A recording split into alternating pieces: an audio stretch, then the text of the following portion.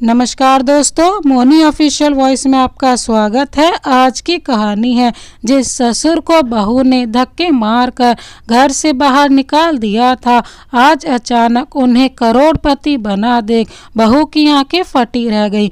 दोस्तों, अगर आप हमारे चैनल पर नए हैं तो चैनल को अभी सब्सक्राइब कर बेल आइकन को प्रेस करना ना भूलें। चलिए तो कहानी शुरू करते हैं। शहर के सबसे नए और सबसे आलीशान महल जैसे दिखने वाले होटल के सामने आकर के शानदार लाल रंग की कार रुकती है और उसमें से 5 औरतें किट्टी पार्टी के लिए उतरती हैं। सबको देखकर ऐसा ही लग रहा था जैसे सब के सब पैसे को पानी की तरह बहाने वाली औरतें हैं। ड्राइविंग वाली सीट से उतरने वाली आरती को देखकर लग रहा था जैसे वो किसी को यहाँ किसी वजह से पार्टी देने आई है। कार से उतरते ही उसने दरबान को इशारे से बुलाया और उसके मुंह पर चाबी मारते हुए बोली, गाड़ी को सही से पार्किंग में लगाना, अगर एक भी खरोंच आ गई तो तुम्हारी नौकरी के साथ तुम्हारा जीना भी हराम कर दूंगी। इतना कहते हुए आरती शहर के सबसे महंगे होटल में अपनी सहेलियों के साथ किट्टी पार्टी करने के लिए अंदर चली जाती है। आरती और उसकी सारी सहेलियां किट्टी पार्टी करने में व्यस्त हैं, साथ में सभी खाना भी खाती जा रही हैं। सब अपने घर वालों की और अपनी सहेलियों की चुन चुन कर बुराइयां करती हैं। उनको देखकर कोई भी बता सकता था कि इन सबको पैसों का कितना घमंड है। आरती ने सबके लिए कोल्ड ड्रिंक मंगवाई है। जैसे ही एक वेटर कोल्ड ड्रिंक को लेकर आता है, टेबल पर रखता है, आरती उस कोल्ड ड्रिंक को छू कर देखती है। उस लड़के से गुस्सा करते हुए कहती है, यह कैसे कोल्ड ड्रिंक लाए हो, बिल्कुल भी ठंडी नहीं है, ठंडी कोल्ड ड्रिंक लेकर के आओ, नहीं तो मैं पैसे पे नहीं करूंगी। वह लड़का कहता है, मैडम आज सुबह से ही पूरे शहर की लाइट नहीं है, जिसकी वजह से होटल के फ्रिज नहीं चल पा रहे हैं। इससे ज़्यादा ठंडी कोल्ड ड्रिंक तो हमारे होटल में ही नहीं मिलेगी। आज आपको इसी से ही काम चलाना पड़ेगा। आरती वेटर पर भड़कते हुए खड़े होकर तमतमाते हुए कहती है, तुम्हारी इतनी हिम्मत, मुझसे जुबान चला रहे हो। तुम अपने इस होटल के मालिक को बुलाओ, अब मैं उनसे ही बात करूंगी। तुम जैसे छोटे मोटे वेटरों के मुंह नहीं लगती मैं। आज तो तुम्हें नौकरी से निकलवा के ही रहूंगी। आरती की तेज तेज आवाज को सुनकर आसपास बैठे हुए सभी लोग उसकी तरफ देखने लगते हैं कि आखिरकार हुआ क्या है। स्टाफ के और भी लड़के उधर आकर इकट्ठे हो जाते हैं और पहले वाले वेटर की तरफ से माफ़ी मांगते हुए कहते हैं कि मैडम उससे गलती हो गई है, आप माफ़ कर दो, हम आपके लिए आज की कोल्ड ड्रिंक फ्री कर देंगे। बेचारा गरीब लड़का है, आप मालिक से शिकायत करेंगी तो उसकी नौकरी चली जाएगी, उसकी नौकरी बख्श दो। सभी लोग आरती से बोलते हैं और बोलते हैं, मैडम बहुत ही भला इंसान है ये, अभी उसको इस होटल में काम करते हुए 1 महीना ही तो हुआ है, उससे गलती हो गई है, माफ़ कर दो। लड़की लगभग चिल्लाते हुए बोलती है, यह माफ़ करने वाली बात नहीं है, देखा नहीं किस तरह से मुझसे जवान चला रहा था। इसकी इतनी हिम्मत कि अपने कस्टमर के साथ जवान चलाए, इसे मैं कतई बर्दाश्त नहीं कर सकती हूँ। तुम अभी के अभी होटल के मालिक को बुलाओ। स्टाफ का ही एक लड़का अपने मालिक को बुलाने के लिए अंदर गया। उसे पता चला कि आज होटल के मालिक तो अपने किसी काम से बाहर गए हुए हैं। लड़का मैनेजर को सारी बात बताता है। मैनेजर आरती के पास आता है। आरती के पास आकर के कहता है, मैडम जी माफ़ करिए, आज हमारे रेस्टोरेंट में ठंडी कोल्ड ड्रिंक नहीं है क्योंकि पूरे शहर की लाइट कट है। कल बहुत तेज चक्रवात आया था जिसकी वजह से जगह जगह बिजली के तार टूट गए हैं, जिसकी वजह से लाइट नहीं आ रही है। आपको तो इस बारे में पता होगा ही, आप मुझे इसी शहर की लगती हैं, मैं यह कुछ भी नहीं जानती। मैंने ठंडी कोल्ड ड्रिंक के पैसे पे किए हैं तो मुझे बस ठंडी कोल्ड ड्रिंक ही चाहिए, इससे ज़्यादा मुझे किसी की कोई बकवास नहीं सुननी है। आप सभी यहाँ से दफ़ा हो जाओ। आरती अपनी बात पर अड़ जाती है, साथ ही साथ कहती है कि तुम्हें मेरी आज की किटी पार्टी का खाना फ्री करना पड़ेगा, वरना मैं अभी पूरे होटल में हंगामा मचा दूंगी, तुम्हारा बहुत नुकसान हो जाएगा। मैनेजर अपने वेटर से कहता है, मैडम जी को खाने के लिए जो भी चाहिए मंगा दो, और जल्दी से होटल से रफा दफा करने का इशारा करता है और मैडम के लिए दूसरा खाना लेकर आओ। मैनेजर के बहुत समझाने के बाद जैसे तैसे आरती शांत होती है और उसकी सहेलियां भी आरती को शांत होने के लिए कहती हैं कि अब तुम क्यों अपने दिल को जला रही हो, यही जल भुन कर खत्म होना है क्या? मैनेजर ने कहा कि वह दूसरा खाना तुम्हारे लिए भेज रहा है, अब शांत हो जाओ। मुझे पता है कि तुम्हें बहुत ही साफ सुथरा खाना पसंद है, जरा सा भी प्लेट में कुछ गड़बड़ होता है तो तुम्हें पसंद नहीं आता। तभी आरती की दूसरी सहेली कहती है, हाँ हाँ क्यों ना, आखिरकार आरती इतने बड़े बाप की बेटी जो है, उसके पापा इस शहर के सबसे बड़े बिजनेसमैन हैं, पैसे की कोई कमी नहीं है, तभी तो आरती ने इतने बड़े होटल में किटी पार्टी दी है। आज उसकी ही किटी पार्टी थी। अपनी सहेलियों की मुंह से अपनी तारीफ सुनकर के आरती फूले नहीं समा रही थी। अपने हील की सैंडल को कटकटाते हुए वापस से कुर्सी पर आकर बैठ गई। अपने चेहरे पर पड़ी हुई बालों की लटों को अपनी उंगलियों से घुमाते हुए बोली, देखा पूरे स्टाफ की बोलती बंद कर दी है। मेरे सामने मुंह चला रहा था। आज इसकी किस्मत अच्छी है कि इसका मालिक इधर नहीं है, अगर मालिक होता तो मैं आज ही इस वेटर को नौकरी से निकलवा देती और इसका जीना हराम कर देती। जानती नहीं है कि कौन हूँ मैं। होटल स्टाफ के सभी लड़के आरती की तरफ घूर घूर कर देख रहे हैं और सोच रहे हैं कि जल्दी से यह मैडम जी हमारे होटल से निकल जाए। पता नहीं कैसे कैसे लोग हमारे होटल में आ जाते हैं, जिनके पास पैसा तो खूब होता है लेकिन तमीज नाम की चीज नहीं होती।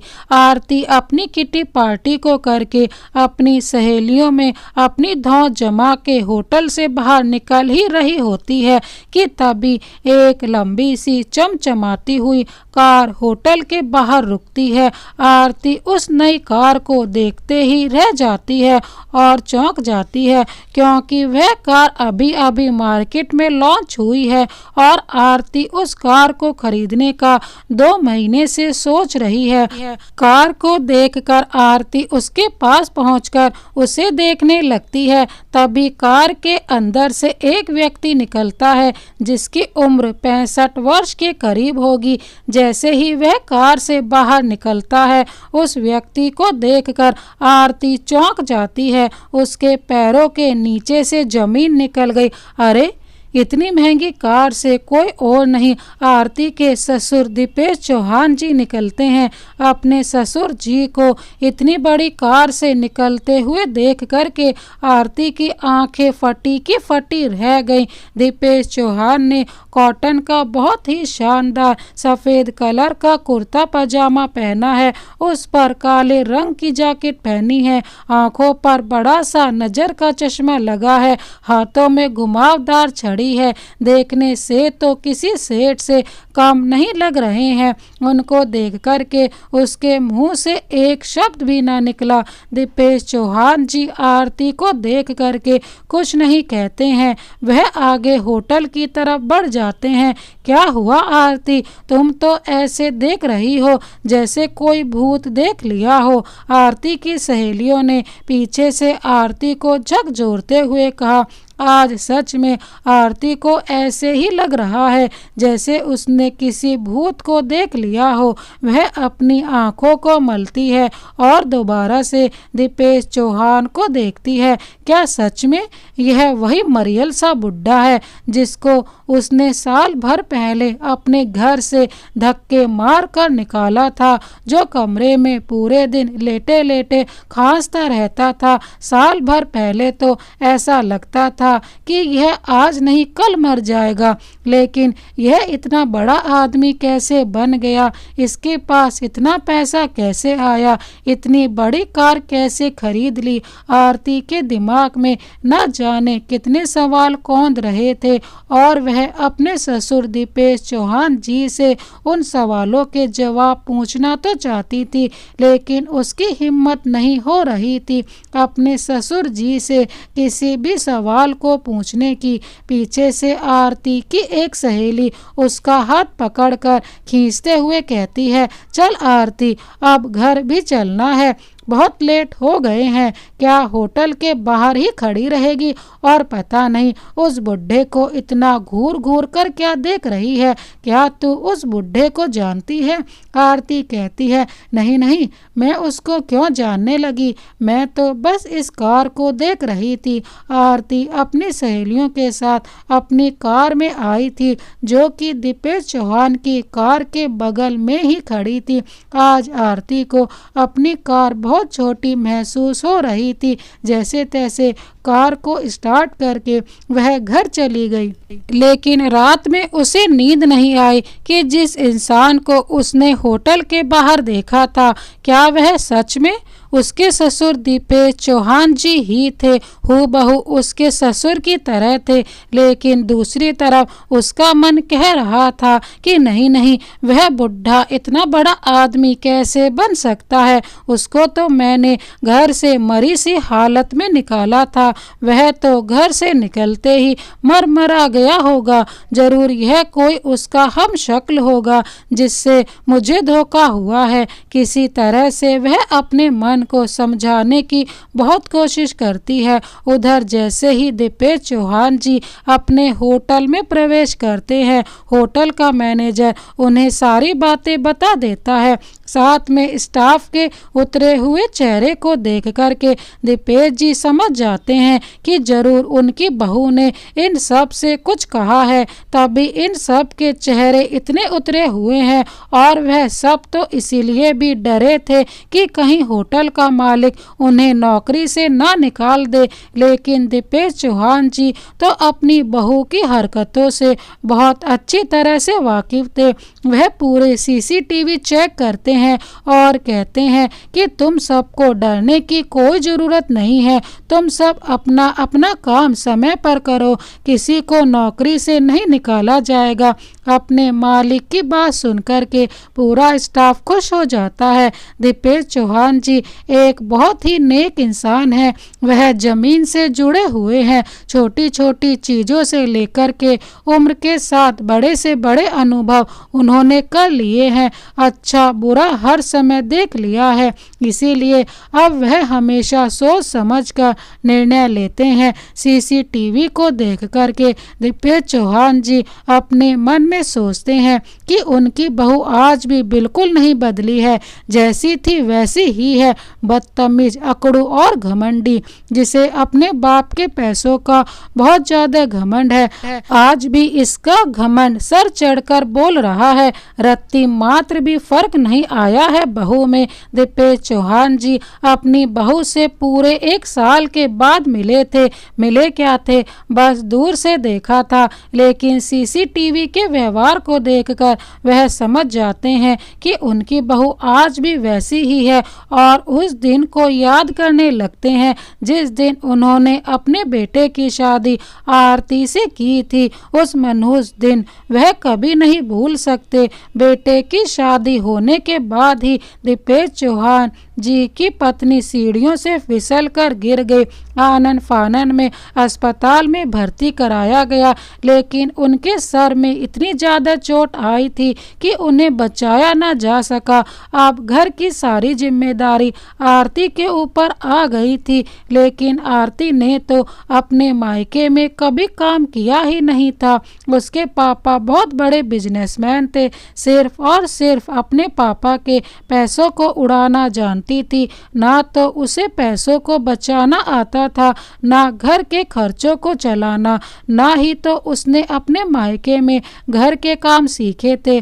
अगर कभी दीपेश जी बहू से खाने के लिए कह देते तो तो बहू चिल्ला कर पड़ती कि मैं तुम्हारी नौकरानी नहीं हूँ जो तुम्हारे लिए खाना बनाऊंगी। अगर खाना खाना है तो जाकर के बना लो, मैंने तो अपना खाना ऑर्डर करके मंगवा लिया है और मुझसे उम्मीद मत करना कि मैं रसोई में जाकर तुम्हारे लिए खाना बनाऊंगी, बर्तन धुलूंगी, घर के कामकाज करूंगी। मैंने अपने घर में कभी कोई काम नहीं किया है तो इस घर में भी कोई काम नहीं करूंगी। दीपेश जी को घर में बहू होते हुए भी घर के सारे काम करने पड़ते, अपने लिए खाना बनाना पड़ता, रसोई साफ करते, साथ ही साथ घर की सफाई भी करनी पड़ती। पत्नी के जाने के बाद उन्हें आज एहसास हुआ है कि बिना पत्नी के बुढ़ापा बहुत मुश्किल होता है, लेकिन क्या करें, बहू तो जैसी है वैसी है। बेटा भी कुछ नहीं समझता है, वह भी अपने ऑफिस के काम, ऑफिस की पार्टियों में ही बिजी रहता है। उसे तो अपने पिता के पास बैठने तक का समय नहीं है। उसे तो घर में बैठा हुआ बूढ़ा बाप दिखाई ही नहीं देता है। बेटा पैसा कमाने के पीछे भाग रहा है और उसे घर के किसी सदस्य से कोई मतलब नहीं है। एक दिन आरती अपने लिए बाहर से खाना ऑर्डर करती है, लेकिन उसका खाना समय से नहीं पहुंचता है। रात के 10 बज गए, वह इंतजार करती रही। उसने फोन लगाकर पूछा कि उसका खाना कितनी देर में आ रहा है, तो होटल ने मना कर दिया कि हमारे इधर डिलीवरी करने के लिए कोई बंदा नहीं है, इसलिए हम आपके इधर खाने की डिलीवरी नहीं कर पाएंगे। आरती होटल वाले को बहुत खरी खोटी सुनाती है। रात के 10 बज गए, कुछ खाने के लिए भी नहीं था। रसोई में गई तो देखा कि दीपेश जी ने अपने खाने के लिए आलू मटर की सब्जी और रोटी बनाई थी। आरती को भूख बहुत ज़्यादा लगी थी, इसीलिए वह आलू मटर की सब्जी और 2 रोटी गर्म करके रसोई में ही बैठकर खाने लगी। तब तक दीपेश जी रसोई में पानी लेने के लिए गए। अपनी बहू को अपने हाथ का खाना खाते हुए देखकर वह खुश हुए और बहू से पूछने लगे कि बहू सब्जी कैसी लगी है। आरती खाना खाने के बाद अपने ससुर जी से कहती है, वह तो घर में कुछ खाने के लिए नहीं था, इसीलिए मैंने तुम्हारे हाथ की सब्जी खा ली, वरना तो मैं तुम्हारे हाथ का खाना छूती तक नहीं। तुम्हें क्या लगता है मैं तुम्हारी बनाई हुई सब्जी की तारीफ करूंगी? इससे घटिया खाना मैंने आज तक नहीं खाया। वो तो आज भूख बहुत ज़्यादा लगी थी तो इस जहर को खाना पड़ गया मुझे। इतना कहते हुए आरती अपने ससुर की तरफ थाली फेंकती है जो उनके हाथ पर जाकर लगती है। नहीं बहू, मैं तो सिर्फ पूछ रहा था क्योंकि मेरे आलू मटर की सब्जी की सभी तारीफ करते हैं तो शायद तुम्हें भी पसंद आई होगी। सब्जी तो वास्तव में बहुत अच्छी बनी थी, लेकिन आरती उसकी तारीफ नहीं करना चाह रही थी। आरती ने अपने ससुर को चिल्लाते हुए कहा, तुम्हें क्या लगता है एक आलू मटर की सब्जी बनाने से तुम क्या एक अच्छे कुक या रेस्टोरेंट के मालिक बन जाओगे? अरे एक वेटर तक बनने की औकात नहीं है तुम्हारी। मैंने तो बड़े बड़े होटल का खाना खाया है, तुम्हारी सब्जी तो इसके आगे कुछ भी नहीं लगती है। बहू की बात सुनकर दीपेश जी को बहुत बुरा लगता है। एक तो मेरे हाथ का खाना खाया, तारीफ करने की जगह मुझे मेरी औकात दिखा रही है। पता नहीं इसने अपने घर में क्या सीखा है, जरा सी भी बड़ों की इज्जत करनी नहीं आती है। कुछ दिनों बाद दीपेश जी की तबीयत खराब हो गई। तबीयत खराब होने की वजह से वह ना ही तो खाना बना पा रहे थे और ना ही कुछ खा पा रहे थे। बेटा भी अपने ऑफिस के काम से 6 महीने के लिए बाहर गया था। बहू तो पहले भी अपने ससुर की कोई देखभाल नहीं करती थी। आज जब वह बीमार पड़ गए तो उन्हें खाने के लाले हो गए। बीमारी की हालत में उन्होंने कई बार बहू से हाथ जोड़कर कहा कि बहू मेरे लिए कुछ खाने को बना दे, बहुत दिनों से खाना नहीं खाया है, रसोई में खड़े होकर कुछ बनाया भी नहीं जा रहा, बहुत कमजोरी महसूस हो रही है। लेकिन आरती तो अपने ही घमंड में चूर थी। उसे अपने बूढ़े ससुर पर बिल्कुल भी दया नहीं आती थी, ना ही उसे रिश्तों की कदर थी कि आखिर वह हमारे ससुर जी हैं, बुजुर्ग हैं, तो थोड़ा बहुत हमें उनका ख्याल रखना चाहिए। लेकिन उसने यह कुछ भी नहीं सीखा था। एक दिन बहू ने फिर से अपने खाने के लिए कुछ ऑर्डर किया। आरती अपने कमरे में थी तो उसने सुन नहीं पाया। उस ऑर्डर को दीपेश जी ने ले लिया। कुछ खाने का था नहीं, भूख बहुत तेज लगी थी, इसीलिए उसमें से कुछ खाना दीपेश जी ने खा लिया।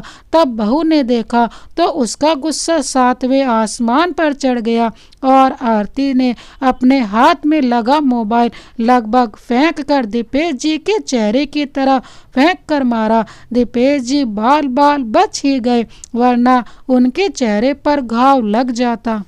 तुमने मेरा खाना खाया तो खाया कैसे, वह भी मेरे बिना परमिशन के।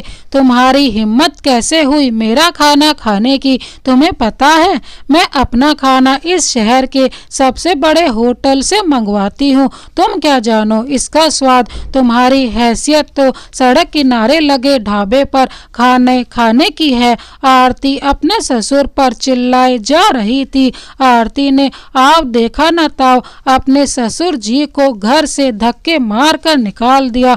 बुढ़ा जब तक घर पर रहेगा तब तक मुझे परेशान करता रहेगा, मेरी चीजों को खाता पीता रहेगा। अब मैं इसको अपने घर से बाहर निकाल दूंगी तो अपने आप ही सारी समस्याएं घर से बाहर चली जाएंगी। अपने ससुर का हाथ पकड़कर आरती घर के बाहर निकाल देती है और कहती है अब तुम्हें जहाँ जाना है जाओ, मैं तुम्हें इस घर में नहीं रख सकती हूँ। पहले तो घर के काम धाम भी करते थे, इसीलिए मैं कुछ नहीं कहती थी, लेकिन अब तो कोई काम भी नहीं करते हो। मैंने अपने घर में काम करने के लिए काम वाली लगा ली है, तुम्हारी कोई ज़रूरत नहीं है। आप मेरे घर में निकल जाओ इस घर से। बेटा मैं बुढ़ापे पर अपने घर को छोड़कर कहाँ जाऊंगा, मुझे नहीं पता। तुम्हें जहाँ जाना है जाओ, चले जाओ, पर अब मैं तुम्हें अपने घर में नहीं रखूंगी। इतना कहकर आरती दरवाजा बंद कर लेती है। घर के बाहर खड़े हुए दीपेश जी उदास होकर के नीम के पेड़ के नीचे बैठ गए। बहुत देर तक सोचते विचार कर रहे कि इस तरह से अपमान सहकर बहू के साथ रहना भी अब सही नहीं है। अब मुझसे यह अपमान बर्दाश्त नहीं होता। वह उधर से उठ करके एक अनजान रास्ते पर चल पड़ते हैं। अपनी जेब में हाथ डालते हैं तो देखते हैं 500 रुपये पड़े हैं। बाजार से 10-20 का कुछ खरीद कर वह खा लेते हैं, बाकी पैसे वापस से अपनी जेब में रख लेते हैं। कुछ दिनों तक वह ऐसे ही भटकते रहते हैं।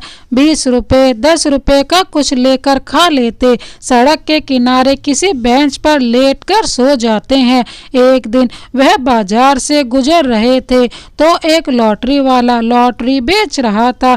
दीपेश जी का मन हुआ कि क्यों ना लॉटरी का एक टिकट वह खरीद ले, क्या पता बुढ़ापे पर किस्मत चमक जाए। एक बार किस्मत को आजमाने में क्या बुराई है, और नहीं कुछ होगा तो कौन सा 100 रुपये में अपनी जिंदगी काट लूंगा। इसीलिए वह 100 रुपये का लॉटरी का एक टिकट खरीद लेते हैं और संभाल कर अपने पास रख लेते हैं। कुछ समय तक दीपेश जी मंदिर की सीढ़ियों के पास बैठकर किसी तरह अपना गुजारा करते हैं। महीने पर बाद लॉटरी का नंबर निकलता है। अपनी लॉटरी की टिकट को लेकर दीपेश जी भी उधर गए। पता चला दीपेश जी की पूरे 5 करोड़ की लॉटरी निकली है। दीपेश जी की तो खुशी का ठिकाना ही ना रहा। सारी कानूनी प्रक्रिया होने के बाद दीपेश जी को उनकी लॉटरी की धनराशि प्रदान की जाती है। सबसे पहले तो दीपेश जी अपना इलाज करवाते हैं, क्योंकि बहुत दिनों से ठीक से ना खाने की वजह से और बीमारी की वजह से वह कमज़ोर हो गए थे। अच्छी तरह से ठीक होने के बाद वह सोचते हैं कि इतने सारे पैसों को कहां पर इन्वेस्ट किया जाए, कहीं ऐसी जगह लगाया जाए जिससे उनके पैसे दिन दूने रात चौगने बढ़ने लगे।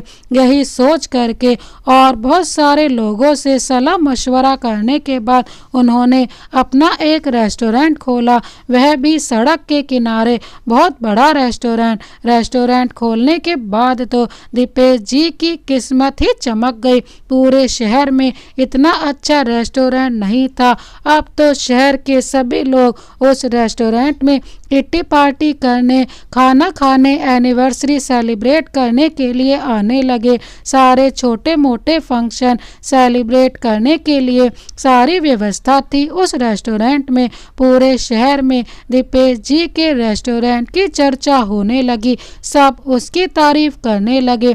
आरती ने भी उसकी तारीफ सुनी। आरती तो पहले से ही बड़े बड़े होटल, रेस्टोरेंट और अच्छे खाने की शौकीन थी। उसे तो महंगे रेस्टोरेंट में जाना, दिखावा करना बहुत पसंद था। इसीलिए वह भी अब अपनी सारी किटी पार्टियों को और कोई भी छोटा मोटा फंक्शन इसी रेस्टोरेंट में सेलिब्रेट करने के लिए आने लगी। एक दिन आरती अपने पापा का बर्थडे सेलिब्रेट करने के लिए इस रेस्टोरेंट में आई। रेस्टोरेंट के बाहर उसने आज भी वही कार खड़ी हुई देखी तो वह समझ गई कि यह कार उसी व्यक्ति की है जो कि उसके ससुर जी से मिलता जुलता है।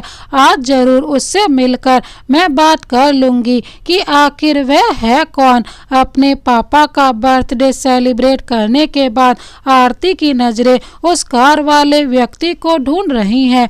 वह चारों तरफ नज़र फैलाकर देख रही है कि कहीं पर वह व्यक्ति दिख जाए। तभी उसकी नज़र होटल के मालिक की कुर्सी पर पड़ती है जिस पर वही व्यक्ति बैठा है। आरती के होश उड़ जाते हैं। वह लगभग भागकर उस व्यक्ति के पास जाती है और पूछती है, तुम कौन हो? पास में खड़े मैनेजर से पूछती है, यह व्यक्ति कौन है और इधर मालिक की कुर्सी पर क्यों बैठा हुआ है? मैनेजर कहता है, मैडम यह हमारे इस होटल के मालिक हैं, दीपेश चौहान जी। दीपेश चौहान का नाम सुनकर आरती के होश उड़ गए। क्या यह इस होटल के मालिक हैं? यह कैसे हो सकता है? बुढ़े के पास इतने सारे पैसे कहाँ से आए? तभी एक व्यक्ति दीपेश जी के पास कुछ फाइलें लेकर आता है। वह कहता है, दीपेश जी आपने हाईवे के उस तरफ जो बड़ा वाला खेत खरीदा है अपना दूसरा रेस्टोरेंट खोलने के लिए, उसके कागज बनकर तैयार हैं। आप आज ही चलना, रजिस्ट्री की सारी तैयारियां हो गई हैं। दीपेश जी फाइल को चेक करते हैं और कहते हैं, ठीक है मैं आ जाऊंगा। अपने ससुर जी को इतना पैसा वाला देख करके आरती की नीयत बदल गई। आज वह अपने ससुर जी से बड़े ही प्यार से बात करने लगी। अरे पापा जी आपने बताया नहीं, आप इतने बड़े आदमी हो गए हो, इतना सारा पैसा हो गया है, आप चलिए अपने घर। मैं तो कब से आपको ढूंढ रही थी लेकिन आप मुझे मिले ही नहीं। दीपेश जी अपनी बहू के हर एक पैंतरे से बहुत अच्छी तरह से वाकिफ थे। वह कब क्या रंग बदल लेती है। पास में खड़े हुए एक वेटर से कहते हैं, मैडम जी ने खाना खा लिया हो तो इनका बिल इनको पकड़ा दीजिए। मैं इनको नहीं जानता हूँ कि यह कौन है और तुम्हें पता है कि मैं किसी भी ऐरे गहरे से बात नहीं करता हूँ, तो यह हमारे कैबिन में अंदर तक कैसे आ गई हैं? यह हमारे होटल की कस्टमर है, इनको बाहर तक ही रखिए, अंदर आने की इजाज़त नहीं है। आरती की सबके सामने ऐसी बेइज्जती हुई कि वह अब उधर खड़ी ना रह सकी। जिसको वह पापा जी कह रही थी उन्होंने तो उसे पहचानने से साफ साफ इनकार कर दिया था और कहा कि इसको मैं नहीं जानता हूँ, यह हमारे होटल की एकमात्र कस्टमर है। चलिए मैडम, आपका बिल आपकी टेबल पर पहुंचा दिया गया है। एक वेटर ने आरती से कहा। आरती का चेहरा देखने लायक था, एकदम से बुझी हुई लालटेन की तरह हो गया था। हाँ हाँ, चल रही हूँ, मुझे ज़्यादा बताने की ज़रूरत नहीं है। झुंझलाती हुई अपनी टेबल के पास आ गई और चुपचाप से अपना बिल देकर होटल से निकल गई। तो दोस्तों, समय का कुछ पता नहीं होता है, कब क्या करवट ले ले, बुढ़ापे पर क्या रंग दिखा दे। और कभी भी किसी को अपने पैसों का घमंड तो बिल्कुल भी नहीं करना चाहिए। आज आरती ने अपने पैसों का इतना घमंड दिखाया था, लेकिन अपने ससुर जी के पास 10 गुना ज़्यादा पैसा देख करके उसका सारा घमंड उतर गया और आज उसे अपने किए पर पछतावा हो रहा था। समय कभी भी बदल सकता है, इंसान को बस अच्छे कर्म करते हुए अपनों की सेवा के साथ जीवन शांति से व्यतीत करना चाहिए। दोस्तों, इस कहानी को अंत तक पढ़ने के लिए आपका बहुत बहुत धन्यवाद। क्या दीपेश चौहान जी ने सही फैसला लिया? हमें कमेंट बॉक्स में ज़रूर बताएं। अगर ये कहानी पसंद आई हो तो लाइक कर दीजिए। इसी तरह की अन्य कहानियाँ देखने के लिए हमारे चैनल को अभी सब्सक्राइब कर बेल आइकन को प्रेस करना ना भूलें। Thank you so much. Vande Mataram.